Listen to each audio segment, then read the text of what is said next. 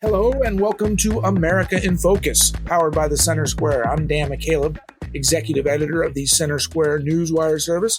Joining me again today is Casey Harper, the Center Square's Washington, D.C. bureau chief. Let's get into the news this week. For nearly 2 years, Americans have been suffering from elevated inflation. The cost of everything is much higher. There was hope that inflation was leveling off, but the latest data shows that while it might have tempered a bit from the highs of last summer when gas prices, for example, across the U.S. reached an average of more than $5 a gallon, prices are still elevated, and it does not look like there's going to be much relief in the coming months. Tell us more. Yeah, that's right. I mean, and I think it's not a new story that prices are rising. As you said, we saw record high gas prices last year, but the thing that we really honed in on this week is it's one thing for prices to rise. It's another for prices to rise faster than wages, right? And it's important to point this out because President Biden has touted the increases in wages many times. And he's talked about how they've gotten wages up and he's really kind of spiked the football on this issue. But when you look at the data more closely, we've seen that for almost 2 years, prices have risen faster than wages.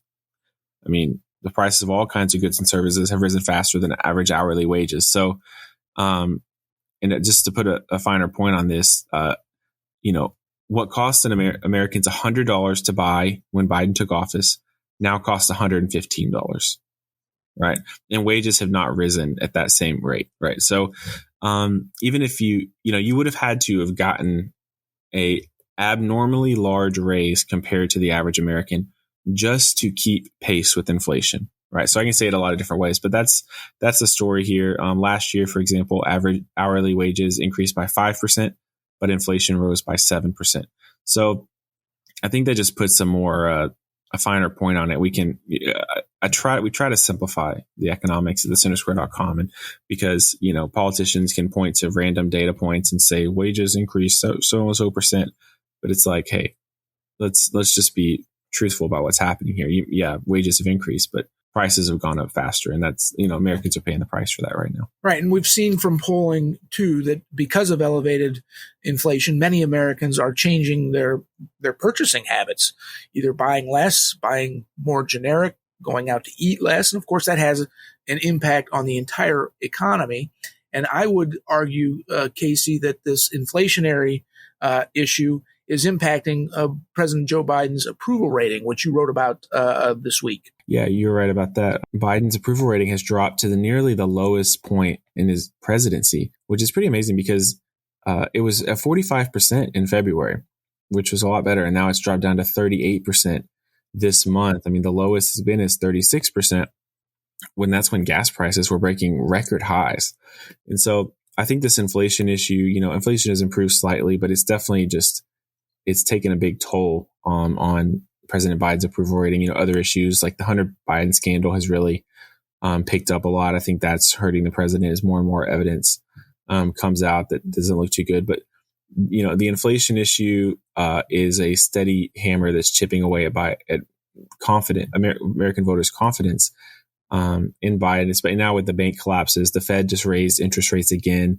The economy, as always, is one of the most important issues for voters. And right now, Biden is not ranked high on that issue.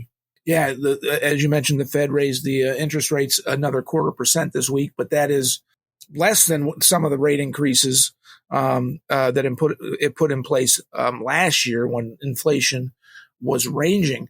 I mean, there's still talk of a possible recession. Generally, what's the overall outlook right now for the U.S. economy when you factor in the bank collapses, elevated inflation still, what the Fed's been doing with interest rates? What are you hearing? Yeah, I think we're walking a tightrope right now. It might sound like something to celebrate that the Fed didn't raise rates as much as they have before, as aggressively as some might thought.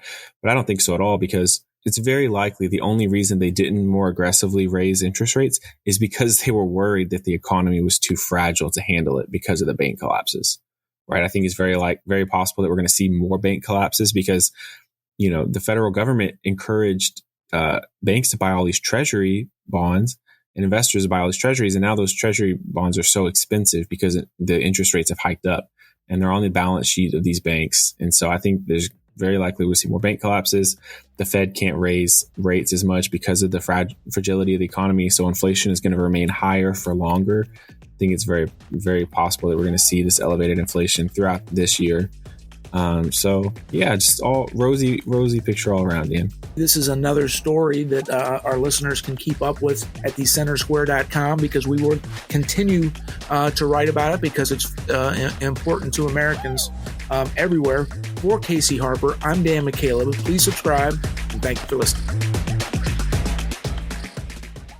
Freedom and liberty are important to all of us. If you're looking for civil, intellectual conversations with those shaping the future of freedom, try the Future of Freedom podcast with me, Scott Bertram. We speak with leaders across the country in the greater conservative and libertarian movements. In-depth conversations about where the next intellectual battles will happen across the country. It's the Future of Freedom podcast. Find it at americastalking.com or wherever you get your podcasts.